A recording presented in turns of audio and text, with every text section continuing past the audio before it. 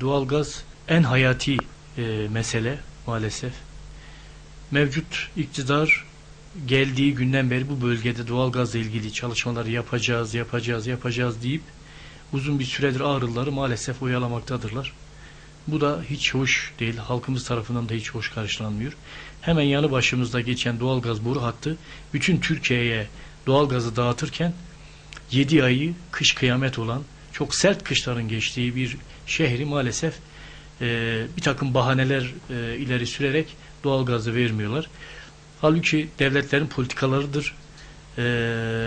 Devletler imkanları az olan veya sıkıntılı olan yerlere hizmeti kendileri götürürler. Rentable olmadığı gerekçeleriyle bugüne kadar ertelenen doğalgaz maalesef Ağrılılara layık görülmüyor.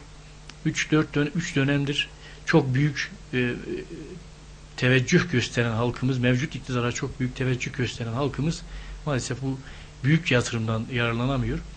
Bunun da gerekçesini 2003 yılında güya yeterli konut yok diye bu bahanenin arkasına sığınılarak vermemişlerdi.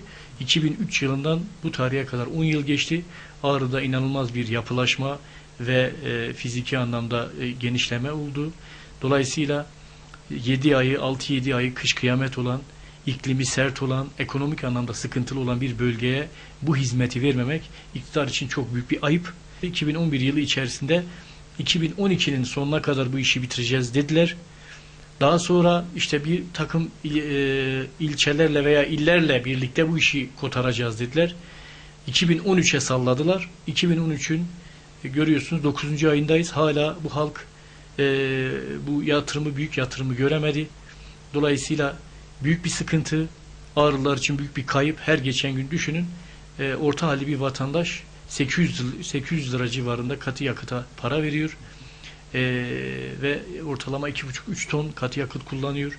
Şehrin içerisinde kışın soluduğumuz kimyasal gazı zaten saymıyoruz. Şehrin bir ova üzerinde olduğu için inanılmaz bir derecede kirli hava şehrin üzerine siniyor.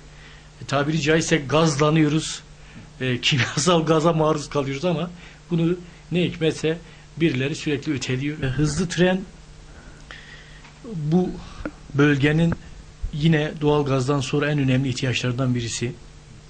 Türkiye son 10 yılda dersek büyük bir kalkınma hamlesi içerisine girdi. Ağrılılar olarak bizler de bu kalkınmadan payımızı almak istiyoruz. Yani bizler bu ülkenin asli vatandaşlarıyız. Bu soğukta, karda, kışta imkansızlıklar ama bu bölgede, bu coğrafyada bekliyoruz. Hizmetten de hakkımız olan talep ediyoruz. Ulaştırma Bakanlığı son 10 yılda inanılmaz projelerle Türkiye'de büyük kalkınma hamleleri gerçekleştirdiler. Ve en son aldığımız haberlere göre 18 güzergah belirlediler hızlı trende. Bu 18 güzergahta ta en doğu vilayetimiz olan Kars'a kadar geldiler. Fakat E24 karayolu gibi önemli bir karayolumuz var. Bu Ağrı'dan geçiyor. Bu karayolunun olduğu güzergahta hızlı treni dahil etmediler. Aslında en yoğun araç trafiğinin ve tır trafiğinin yaşandığı Türkiye'nin en önemli gümrük kapılarından birisi olarak kabul edilen Gürbulak gümrük kapısının olduğu bir ile hızlı treni getirmemek bence siyasi iktidarlar için cinayettir.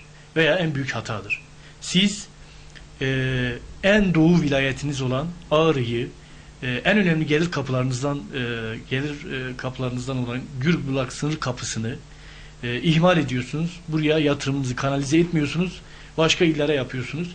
Son aldığımız duyumlara göre siyasi baskılardan dolayı Trabzon'u da bu güzergaha dahil etmişler. 19 güzergah. Daha evet, yani belirlenen 18 güzergaha, yani Karadeniz'i de bağlamak açısından Trabzon'u da dahil etmişler. Bu da gösteriyor ki biz siyasi anlamda biraz zayıf kalmışız. 3 dönem Ağrı'ya %98'lere, %97'lere varan oy veren bir halka bu yapılmayacağını ümit ediyorum. Yanlıştan bir an önce dönülmesi lazım veya ihmal edilen yatırımın bir an önce bu bölgeye kanalize edilmesi lazım diye düşünüyorum.